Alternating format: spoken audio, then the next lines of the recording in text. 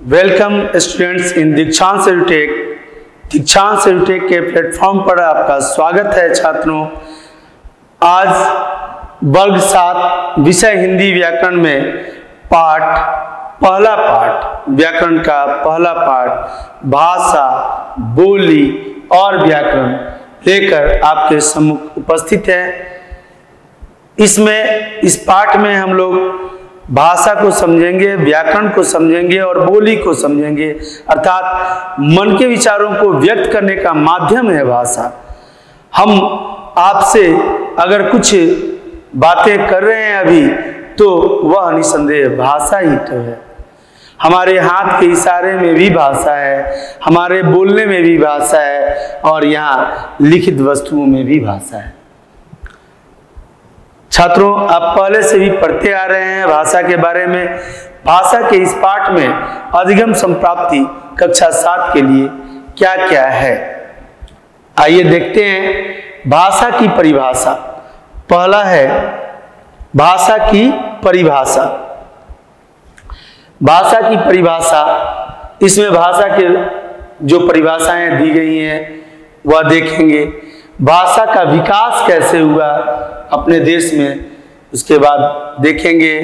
फिर भाषा की विशेषताएं क्या हैं, आखिर क्यों हम भाषा को पढ़ें, क्यों भाषा को समझें जाने, यह देखेंगे इस टॉपिक में, इस पॉइंट में। फिर रचना के आधार पर भाषा के प्रकार या भेद एवं परिभाषाएं, प्रकार भेद और उसकी परिभाषाएं रचना के आधार पर। फिर उत्पत्ति के आधार पर भाषा के भेद और परिभाषाएं। यह 5 पॉइंट, 5 बिंदु भाषा से हम पढ़ने वाले हैं, भाषा से। उसके बाद आती है बोली, जो क्षेत्रीय भाषा होती है हमारी। बोली की परिभाषा देखेंगे। फिर लिपि की परिभाषा, लिपि किसे कहते हैं, तो लिखने की विधि को लिपि कहा जाता है। उसके बाद व्याकरण में 3 पॉइंट पढ़ने हैं हमें क्लास 7 में। व्याकरण की परिभाषा, व्याकरण की विशेषताएं एवं महत्व और व्याकरण के विभाग की जानकारी। कितने विभागों में हमारा व्याकरण बटा हुआ है छात्रों। इसी तरह से सिलसिलेवार ढंग से हम पढ़ते चलते हैं, ताकि किसी भी कार्य को अगर करना चाहिए तो एक तरीके से करना चाहिए, और तरीका ही वह माध्यम होता है जो उस कार्य को उसके लक्ष्य की प्राप्ति कराता है। हम भाषा के इस पाठ की लक्ष्य की प्राप्ति की तरफ अग्रसर हो रहे हैं, और अतः हम इन्हीं बिंदुओं के साथ आगे बढ़ेंगे। यह एक तरीका है जिस तरीका से हम आसानी से भाषा को समझ सकते हैं, पढ़ सकते हैं, उससे पूछे गए प्रश्नों के उत्तर दे सकते हैं, तथा व्याकरण को जब हम समझ लेते हैं, भाषा को जब हम समझ लेते हैं, तो किसी भी भाषा में जब व्याकरण की उपस्थिति होती है तभी शुद्धता प्राप्त होती है। हम शुद्धता को प्राप्त कर लेंगे। आइए आगे बढ़ते हैं। इस स्लाइड में भाषा की परिभाषा, भाषा की परिभाषा क्या है, तो मनुष्य अपने भावों एवं विचारों को जिस माध्यम से प्रकट करता है उसे भाषा कहते हैं। मनुष्य अपने भावों या विचारों को किसी निश्चित माध्यम से ही प्रकट करता है, चाहे बोलकर, चाहे लिखकर। जो बातें बोली नहीं जाती या बोल नहीं सकते, उसे लिखकर हम प्रदान करते हैं। तो हम जिस तरह से भी अपने भावों या विचारों को प्रकट करते हैं वह भाषा है। आइए देखिए भाषा में मुख्य बातें क्या क्या, किन किन बिंदुओं को हमें याद रखने की आवश्यकता है। यह परीक्षा उपयोगी है, अतः इसे ध्यान से देखें। भाषा शब्द की उत्पत्ति भाष धातु से हुई है। भाषा शब्द की उत्पत्ति भाष धातु से हुई है, ठीक है। धातु, धातु आप समझते होंगे, धातु लोहा टीना जस्ता नहीं, साइंस वाला धातु नहीं। इस धातु का अर्थ हुआ संस्कृत के वह मूल शब्द जिनसे हिंदी के शब्दों का निर्माण किया गया, वह धातु कहना है। भाषा शब्द का अर्थ होता है वाणी द्वारा अर्थ प्रकट करना।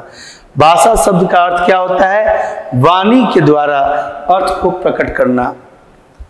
और तीसरा तथा अंतिम पॉइंट है भाषा में समझने की बात कि भाषा वह माध्यम है जिसके द्वारा मनुष्य अपने भावों और विचारों से को व्यक्त करता है अथवा दूसरे के भावों और विचारों को समझता है।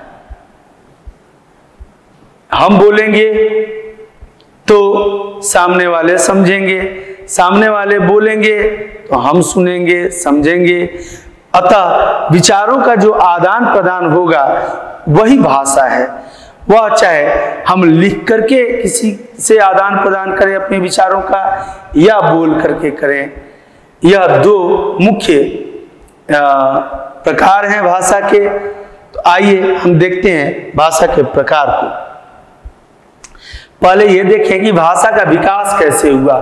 तो भाषा का विकास तो सर्वप्रथम सृष्टि का जब उद्बोधन हो रहा था, सृष्टि जब संचालित हो रही थी, संचार हुआ था सृष्टि का इस दुनिया का, उसके आरंभ में भाषा नहीं थी। तो क्या थी? तो उस समय लोग अपने विचारों को आदान प्रदान क्या नहीं करते थे? करते थे, लेकिन इशारों में। आप जानते होंगे मोहनजोदड़ो की खुदाई में प्राप्त हुई मूर्तियों को देखें या कई ऐसे पहाड़ी अंचल में गुफाएं हैं जिनके अंदर मूर्तियों को बनाया गया, उकेरा गया है। उन मूर्तियों के माध्यम से अपने विचारों को व्यक्त करता था मनुष्य, जब भाषा की उत्पत्ति नहीं हुई थी। अर्थात भाषा की उत्पत्ति तब कब हुई थी? तो लगभग आज से 5000 वर्ष पहले भाषा की उत्पत्ति हुई थी, जो हमें व्याकरण के किताबों से प्राप्त होता है। मनुष्य के विकास के साथ भाषा का भी विकास हुआ। धीरे धीरे जैसे जैसे मनुष्य विकास करते गए, जैसे सर्वप्रथम मनुष्य ने आग की खोज की, इसी तरह से निरंतर मनुष्य अपनी समस्याओं के समाधान हेतु अग्रसर होते गए, अपनी समस्याओं को समाधान में बदलने के लिए प्रयासरत थे।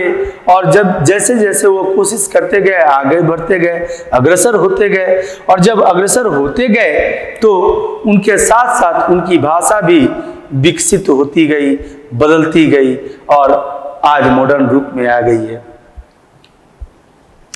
भाषा के विकास के साथ ही हमारे सामाजिक संबंधों एवं ज्ञान विज्ञान का विकास हुआ। भाषा का जब विकास हुआ अर्थात अपने विचारों को जब हम आदान प्रदान करने लगे, एक शिक्षक भला अपने छात्रों को कैसे समझा सकता है? या तो बोर्ड पर लिखकर या तो कहकर, तभी जाके छात्र समझ पाते हैं उन बातों को जो शिक्षक समझाना चाहता है। अगर लिखकर और बोलकर इन दोनों को पृथक कर दिया जाए, अलग कर दिया जाए, तो क्या हम अपने विचारों को एक दूसरे से व्यक्त कर सकते हैं? नहीं। अतः विचारों को व्यक्त करना महत्वपूर्ण था अपने समस्याओं को समाधान में बदलने के लिए। अतः मनुष्य की भाषा का भी विकास उसके साथ साथ हुआ और तब उसके सामाजिक संबंधों और ज्ञान विज्ञान में भी विकास होने लगा। वो लोग शेयर करने लगे एक दूसरे से अपनी बातें। उसके बाद क्या हुआ? घर परिवार, विद्यालय, बाजार, कार्यालय, प्रायः सभी जगह भाषा की आवश्यकता की पूर्ति भाषा के विकास के साथ हुआ। भाषा का विकास सर्वप्रथम भाषा नहीं थी, लेकिन जैसे जैसे आदमी मनुष्य अपनी खोज करने लगे, निरंतर प्रयास के साथ साथ अपने समस्याओं को समाधान में बदलने लगे, तब उन्हें भाषा की आवश्यकता पड़ी, क्योंकि अपने विचारों को आदान प्रदान वो नहीं कर पा रहे थे। अतः भाषा वहां से विकसित होनी शुरू हुई। और जैसे जैसे निरंतर मनुष्य अपने कार्यक्रम में, अपने कार्य क्षमता में विकास करते गया, वैसे वैसे हमारी भाषा भी विकसित होते गई, क्योंकि मनुष्य के सामने अपने विचारों को आदान प्रदान करना अपनी समस्याओं को सुलझाने के लिए अति आवश्यक वस्तु थी। भाषा का विकास निरंतर होते रहा तथा आज भी इनका विकास जारी, आज भी जारी है। भाषा का विकास जारी ही तो है जो हम अब लेखन विधि के अंतर्गत ईमेल भेजते हैं तो शॉर्ट लैंग्वेज लिखना शुरू करते हैं, शॉर्ट भाषा, छोटी भाषा, निम्न भाषा, लघु भाषा में हम अपने विचारों का आदान प्रदान करते हैं। कोड वर्डिंग में हाय बाय, है ना, क्योंकि नमस्ते लिखने में तो समय लगता है। खैर, तो भाषा आज भी बदल रही है। ये बात हमें कैसे महसूस होता है, कैसे समझ में आती है? तो विभिन्न ज्ञान विज्ञान के क्षेत्र में आविष्कारों के साथ साथ हमारा शब्द भंडार भी नित्य प्रतिदिन बढ़ रहा है। हिंदी साहित्य में भी शब्दों का भंडार निरंतर ही बढ़ रहा है, आज भी बढ़ रहा है, कल भी बढ़ रहा था। अर्थात भाषा का विकास अभी भी जारी है और संभवतः जैसे जैसे मनुष्य विकास करता गया, भाषा भी विकास करती गई और मनुष्य जितने अब विकसित होते जाएगा, भाषा भी उतनी उन्नत और विकसित होती जाएगी। यह भाषा का विकास की कहानी है। भाषा का विकास कैसे हुआ और आज भी जारी है, यह बात भाषा के विकास से हमें समझ में आती है। आइए छात्रों, अब महत्वपूर्ण पॉइंट है, ये टॉपिक है भाषा की विशेषताएं। विशेषताएं भाषा की अनेक हैं, क्योंकि हम जब अपने विचारों के आदान प्रदान करते हैं एक दूसरे से, तभी हमारी बातें एक दूसरे के समझ में आती है। हमें किसी और की, हमारी किसी और को ये समझ में आती है। तो इसकी विशेषताएं तो बहुत होनी चाहिए है। आइए देखते हैं उन्हीं बिंदुओं को कि क्या क्या विशेषताएं हैं। तो भाषा के प्रयोग से भाव और विचारों को प्रकट किया जाता है। अवश्यंभावी, बिना भाषा के संभव नहीं है एक दूसरे को विचार प्रदान करना, प्रदत्त करना। दूसरा पॉइंट है, भाषा का व्यवहार बोलकर, सुनकर, पढ़कर तथा लिखकर शुभोपली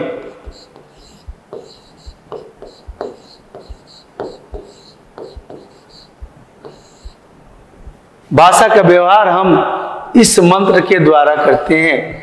यह मंत्र शुभोपली, सुनना, बोलना, पढ़ना, लिखना। सुनना, पहले अध्यापक क्लास में जब पढ़ाते हैं तो पहले सुनना चाहिए। सुनते हैं हम, उसके बाद उसमें जो डाउट्स होते हैं या कुछ जानकारियां लेनी होती है वो बोल करके पूछते हैं। तो सुनने के बाद बोलना, फिर घर जाके पढ़ना चाहिए। पढ़ते हैं तब समझ में आती है। उसके बाद जब समझ में आ जाता है वस्तु विषय, तब हम उनके प्रश्नों का उत्तर लिखना शुरू करते हैं।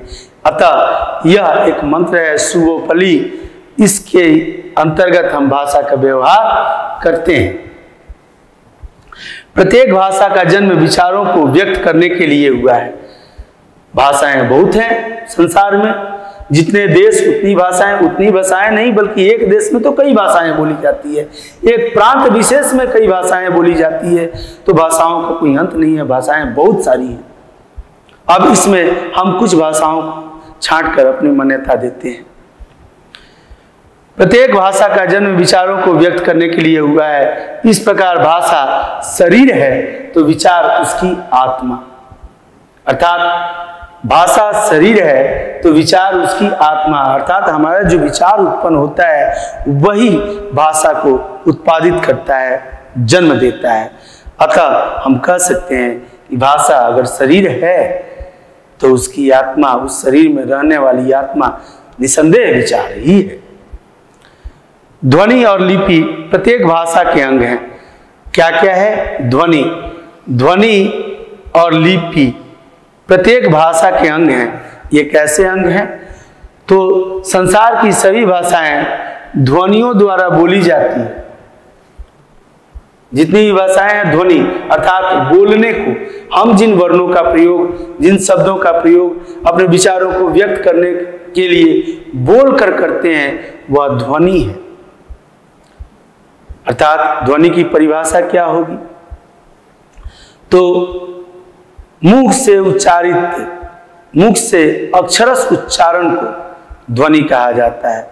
जो भी हम अक्षरस उच्चारित करते हैं वह ध्वनि है। और लिपि बोली जाती है और लिपि द्वारा लिखी जाती है, और लिखने की जो विधि होती है उसको लिपि कहते हैं। हम वर्णों को जब लिखित रूप से प्रस्तुत करते हैं तो उसे लिपि कहते हैं। अर्थात ध्वनि और लिपि प्रत्येक भाषा के अंग हैं। भाषा क्या है? शरीर है, तो उसकी आत्मा क्या हुई? विचार। मान लीजिए भाषा शरीर है और उसकी आत्मा विचार हुई, तो उसके अंग कौन कौन हुए? तो ध्वनि और लिपि। विश्व के अलग अलग देश में अलग अलग भाषाएं बोली और समझी जाती हैं। बोली और समझी जाती हैं। ये अलग अलग भाषाएं कौन कौन सी हैं? तो देखिए, जैसे जापान में जापानी, चीन में चीनी भाषा बोली जाती है, रूस में रूसी, फ्रांस में फ्रेंच भाषा बोली जाती है, इंग्लैंड में अंग्रेजी बोली जाती है तथा भारत में हिंदी बोली जाती है। भारत की कुल कितनी भाषाएं हैं? 22 राजभाषाएं हैं। भारत में यूं तो बहुत सारी भाषाएं हैं, परंतु राजभाषाओं में संविधान सम्मत मान्यता प्राप्त हुई है 22 राजभाषाओं की, और हिंदी इसमें श्रेष्ठ भाषा है। मान्यता के आधार पर हमारे देश की राष्ट्रभाषा हिंदी है, परंतु संवैधानिक तौर पर संविधान वह पुस्तक जिसके बदौलत, जिसके आधार पर हमारा भारत चलता है, जिसके नियमों के अंतर्गत चलता है, उस संविधान में जो नियम के अंतर्गत लिखे गए हैं कि 14 सितंबर 1949 को भारत के संविधान में हिंदी को राजभाषा घोषित किया गया है। अतः मान्यता के आधार पर राष्ट्रभाषा है हिंदी, परंतु संवैधानिक तौर पे राष्ट्रभाषा हिंदी नहीं है, हिंदी राजभाषा है, जिसे चयनित किया गया या संविधान में स्थान दिया गया 14 सितंबर 1949 को। और इसी वजह से भारत में प्रत्येक वर्ष हिंदी दिवस 14 सितंबर को मनाया जाता है। भारत में कई भाषाएं बोली तथा समझी जाती हैं। विश्व में तो अलग अलग भाषाएं बोली समझी जाती हैं, भारत में भी कई भाषाएं बोली तथा समझी जाती हैं। जैसे प्रांत विशेष, प्रदेश विशेष में देखें तो कर्नाटक में कन्नड़, असम में असमिया, पंजाब में पंजाबी, बंगाल में बांग्ला, गुजरात में गुजराती, केरल में मलयालम, इसी तरह से तमिलनाडु में तेलुगु, आंध्र प्रदेश में तेलुगु, तमिलनाडु में तमिल, कर्नाटक में कन्नड़ है, कश्मीर में कश्मीरी। इस तरह से 22 भाषाएं हैं हमारे राजभाषा के अंतर्गत। आइए छात्रों, रचना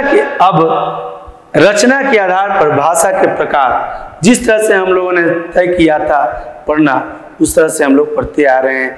पहले हम लोगों ने भाषा की परिभाषा देखी, उसके बाद भाषा के विकास देखा, फिर भाषा की विशेषताएं देखी, अब भाषा के प्रकार हैं। तो भाषा के 2 प्रकार से भाषा को बांटा गया है आसानी से समझने समझाने हेतु, जिसमें रचना के आधार पर भाषा के 2 भेद होते हैं, 2 रूप होते हैं। पहला है मौखिक और दूसरा है लिखित। मौखिक भाषा, जिस भाषा रूप को बोलकर या सुनकर प्रकट किया जाता है, यानी कि यह तय है कि भाषा हम किन किन तरह से बोल सकते हैं। तो या तो बोल सकते हैं, या तो सुन सकते हैं, या फिर लिख सकते हैं, या फिर लिखे हुए को पढ़ सकते हैं। तो लिखना और लिखे हुए को पढ़ना हम एक वर्ग में रखें, उसे लिखित भाषा कहे, और मुंह से बोलना तथा दूसरे का बात सुनना यह मौखिक भाषा। तो जिस भाषा रूप को बोलकर या सुनकर प्रकट किया जाए उसे मौखिक भाषा कहते हैं, और जिस भाषा रूप को लिखकर पढ़कर प्रकट किया जाए उसे लिखित भाषा कहते हैं। छात्रों, अगर हमें मौखिक भाषा और लिखित भाषा में अंतर स्पष्ट करने को आए तो यह दोनों उत्तर आपके सम्मुख हैं, यही उत्तर उसमें लिखने हैं। दूसरी बात, मौखिक भाषा में देखते हैं, भाषा का मूल रूप मौखिक भाषा है। भाषा का मूल रूप क्या है? मौखिक भाषा, यानी बोल करके, सुन करके अपनी भाषा का प्रयोग करना, यह मूल रूप है। लिखित भाषा को लिपि द्वारा प्रदर्शित किया जाता है। अब यह भाषा का रूप जो है ध्वनि द्वारा प्रदर्शित किया जाता है और लिखित भाषा का रूप लिपि द्वारा प्रदर्शित किया जाता है। इसके बाद है भाषा के मौखिक रूप का प्रयोग अधिक मात्रा में किया जाता है। भाषा के मौखिक रूप का प्रयोग अधिक मात्रा में किया जाता है, लिखित में कम किया जाता है। जबकि भाषा के इस रूप का महत्व अधिक होता है क्योंकि यह स्पष्ट दर्शित होता है। अगर लिखा हुआ है तो 10 वर्ष के बाद भी हम उस डॉक्यूमेंट को निकाल करके पढ़ सकते हैं, है ना। हमारे बोले हुए कथन तो बस सुनने वाले सुन सकते हैं, लेकिन लिखे हुए कथन को कई वर्षों बाद भी हम देखकर पढ़ सकते हैं। अतः मौखिक से अधिक स्पष्ट लिखित भाषा होती है, यह इस भाषा की विशेषता है। इसमें कई चीजें हमारी कंप्लीट हो रही हैं। यह मौखिक भाषा की विशेषताओं के अंतर्गत भी आएगा। अगर यह प्रश्न आता है कि मौखिक भाषा की क्या क्या विशेषताएं हैं, तो ये सभी आपका जवाब है। मौखिक भाषा का प्रयोग अधिकाधिक करने के कारण ही यह अधिक महत्व रखता है। और लिखित भाषा के कारण ही हम अपने गणित, विज्ञान तथा अन्य सिद्धांतों को सुरक्षित रखते हैं। अर्थात जो भी वैज्ञानिक हमारे विज्ञान में रिसर्च करते हैं, उन रिसर्चों को वह लिखते हैं। नहीं लिखे रहें तो दिक्कत होगी। हो सकता है कल को वैज्ञानिक हमारे बीच न रहें, लेकिन उनकी लिखी हुई सिद्धांतों को देख करके उस पर कोई अन्य नौजवान वैज्ञानिक कार्य करके देश को अग्रसर कर सकता है, आगे बढ़ा सकता है। अतः लिखित भाषा का महत्व भी हमारे जीवन में कम नहीं है और मौखिक भाषा का भी महत्व हमारे जीवन में कम नहीं है, क्योंकि यह दोनों ही भाषाओं का प्रारूप हमें अपने विचारों को आदान प्रदान करने में मदद करती है। अब अगला है हमारा पॉइंट, उत्पत्ति के आधार पर भाषा के प्रकार या भाषा के भेद। तो भाषा के यूं मान लीजिए कि भाषा है पापा और इनके यह 6 आधा दर्जन पुत्र हैं उत्पत्ति के आधार पर। कौन कौन से? अंतर्राष्ट्रीय भाषा। विश्व के अधिकाधिक देशों में बोली तथा समझी जाने वाली भाषा को अंतर्राष्ट्रीय भाषा कहते हैं। विश्व में अधिकाधिक देशों में, अधिक से अधिक देशों में बोली जाने वाली जो भाषा होगी वह अंतर्राष्ट्रीय भाषा में आती है। जैसे कि सर्वप्रथम सबसे पहला स्थान है अमेरिका के भाषा का, अंग्रेजी भाषा का, जो विश्व में अधिकाधिक बोली जाती है वो अंतर्राष्ट्रीय भाषा है। उसके बाद चीन की भाषा का स्थान आता है दूसरे पायदान पर, दूसरे नंबर पर चीन की भाषा है और तीसरे पर भारत की मूल भाषा हिंदी है। अर्थात विश्व में हिंदी का तीसरा स्थान है अंतर्राष्ट्रीय भाषा होने में। राष्ट्रभाषा किसे कहते हैं? तो किसी राष्ट्र के अधिकाधिक प्रदेशों में बोली तथा समझी जाने वाली भाषा को राष्ट्रीय भाषा कहते हैं। और राष्ट्र के अधिकाधिक क्षेत्रों में, प्रदेशों में बोली समझी जाने वाली भाषा को जब राष्ट्रभाषा कहते हैं तो इसी आधार पर हम मान्यता भी यह रखते हैं कि भारत के अधिकाधिक क्षेत्रों में, अधिकाधिक प्रदेशों, प्रांतों में हिंदी भाषा बोली जाती है। अतः हिंदी हमारी राष्ट्रभाषा है, लेकिन संविधान सम्मत नहीं है, मान्यता के आधार पर है। मानने पर इस राष्ट्रभाषा की परिभाषा के अंतर्गत आने की वजह से ही हम हिंदी को राष्ट्रभाषा मानते हैं। अगला है राजभाषा। राजभाषा किसी भी राष्ट्र के विभिन्न कार्यालयों में जिस भाषा का प्रयोग कामकाज के लिए किया जाता है, अर्थात ऑफिशियली हम वर्क जो करते हैं कामकाज के लिए जिस भाषा का प्रयोग करते हैं, बैंक में, विद्यालय में, रेलवे स्टेशन पर फॉर्म भरने में, आवेदन फॉर्म, एप्लीकेशन फॉर्म या जिस तरह के भी कार्य के लिए हम जिन भाषाओं का प्रयोग करते हैं वह राजभाषा कहलाती हैं। अगला भेद है प्रादेशिक भाषा। किसी प्रदेश विशेष में बोली समझी जाने वाली भाषा, या यूं कहें कि किसी प्रदेश के अधिकाधिक क्षेत्रों में बोली तथा समझी जाने वाली भाषा को प्रादेशिक भाषा कहते हैं, जो प्रदेश विशेष में ही बोली समझी जाती है। किसी एक प्रदेश में, जैसे पंजाब में, पंजाब एक प्रदेश हुआ, वहां की भाषा पंजाबी है ना। गुजरात एक प्रदेश हुआ, वहां की भाषा गुजराती। तमिलनाडु में तमिल, तेलंगाना में तमिल, तेलुगु, और आंध्र प्रदेश में तेलुगु बोली समझी जाती है। कर्नाटक में कन्नड़, बंगाल में बंगाली। इस तरह से प्रांत में जो प्रांत विशेष की भाषा होती है उसे प्रांतीय भाषा भी कहते हैं। और उन भाषाओं में से कुछ भाषाएं अपना रूप परिवर्तित करके अपने क्षेत्र का विस्तार करके राजभाषा का स्थान ले चुकी हैं, जो भारत में 22 राजभाषाओं के नाम से जानी जाती है। अगला है क्षेत्रीय भाषा। क्षेत्रीय भाषा किसी क्षेत्र विशेष में बोली जाने वाली भाषा को क्षेत्रीय भाषा कहते हैं। यह क्षेत्र में ही सीमित रह जाती है, उसे क्षेत्रीय भाषा कहा जाता है। जैसे बिहार में भोजपुरी क्षेत्रीय भाषा है।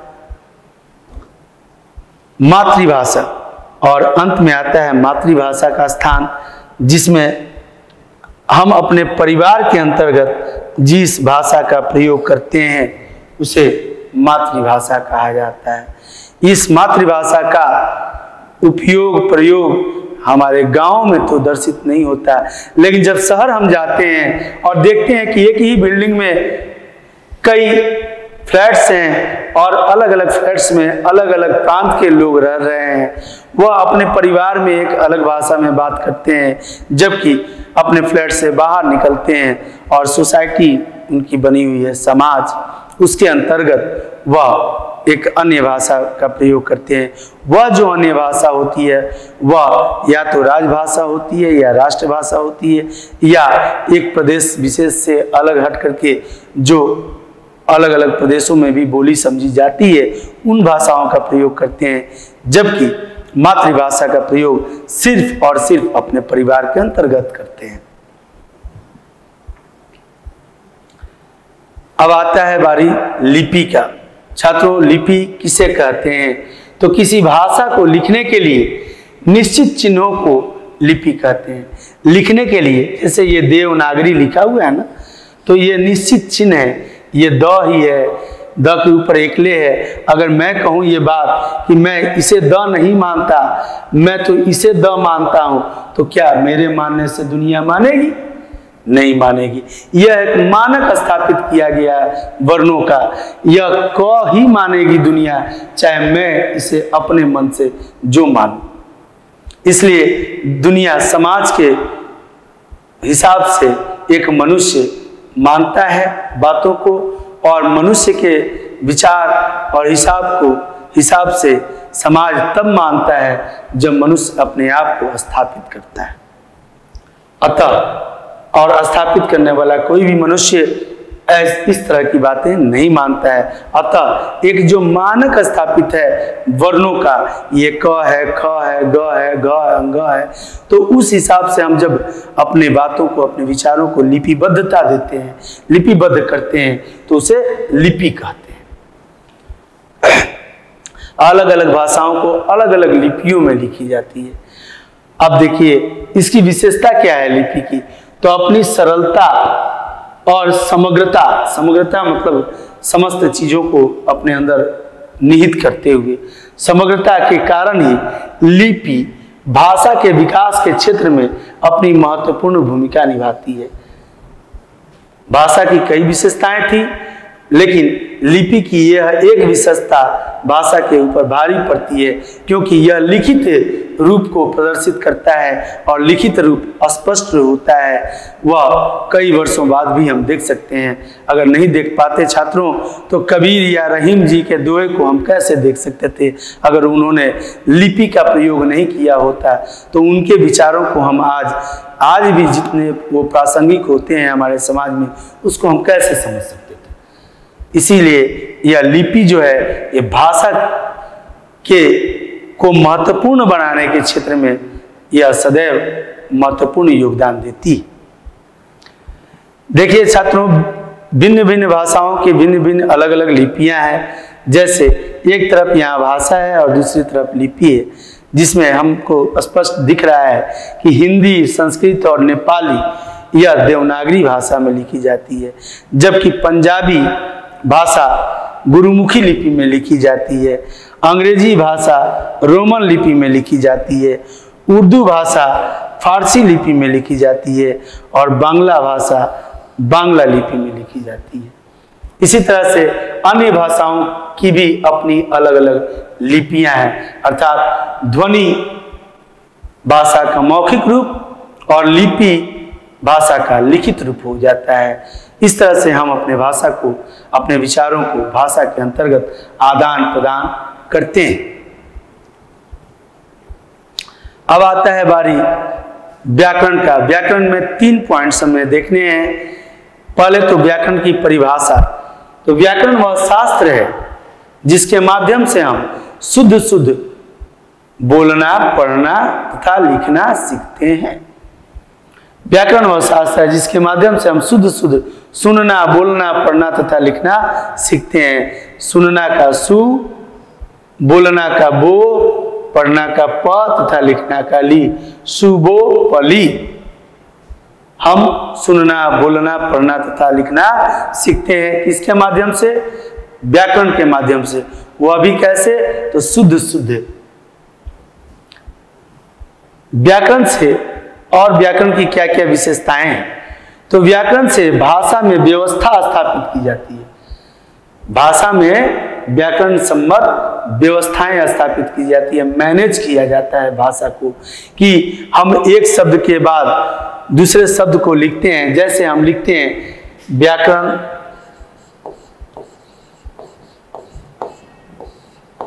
है शास्त्र व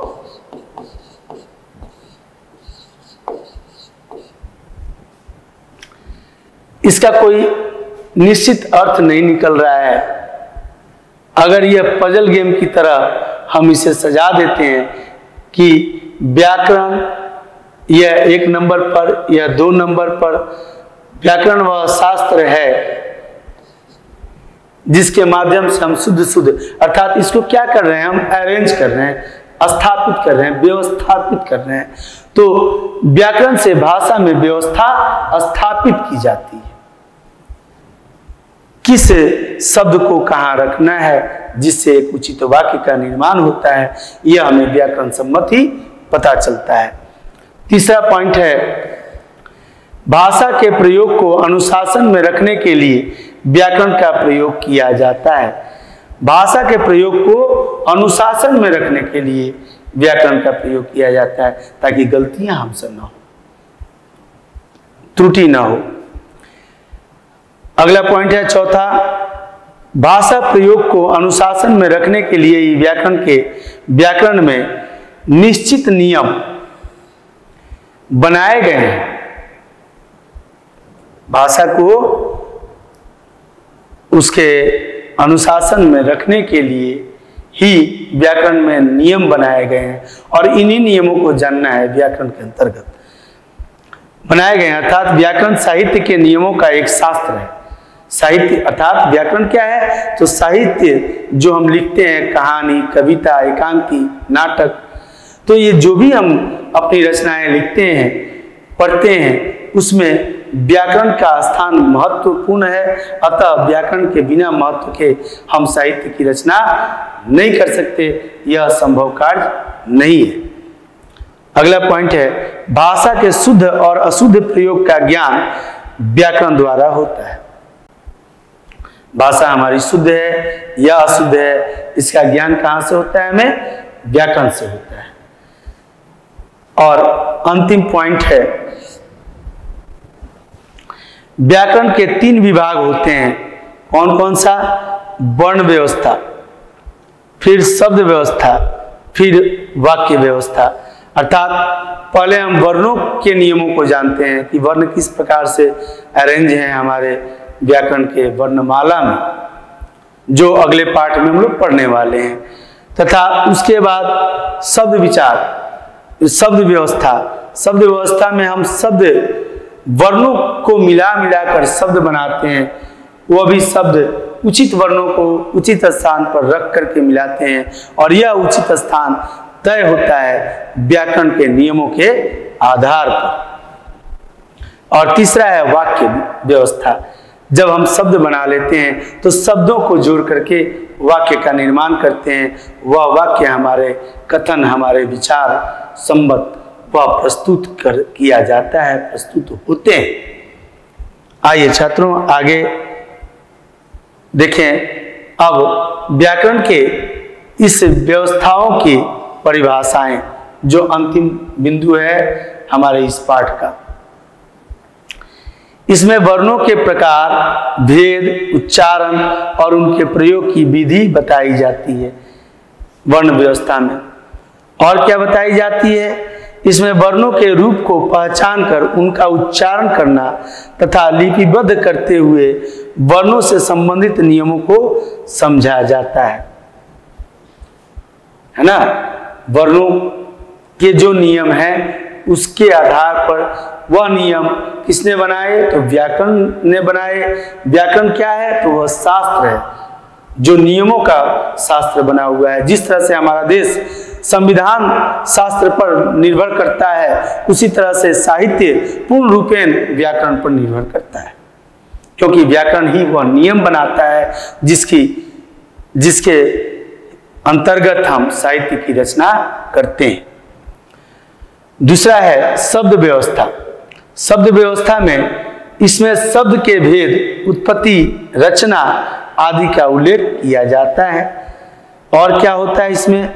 तो इसमें शब्दों की रचना, उत्पत्ति और उनके अर्थ, प्रकार आदि के बारे में पढ़ते और समझते हैं। शब्द के अर्थ, शब्द के प्रकार, यह अलग अलग प्रकार के होते हैं, अर्थ के आधार पर अलग होते हैं, रचना के आधार पर अलग होते हैं, उत्पत्ति के आधार पर अलग होते हैं। तो इन भेदों को समझना है कि कैसे कैसे ये नियम बने हैं, वो अगले पाठों में हम लोग समझेंगे। और अगला है वाक्य व्यवस्था। इसमें क्या क्या हमें पढ़ने को है?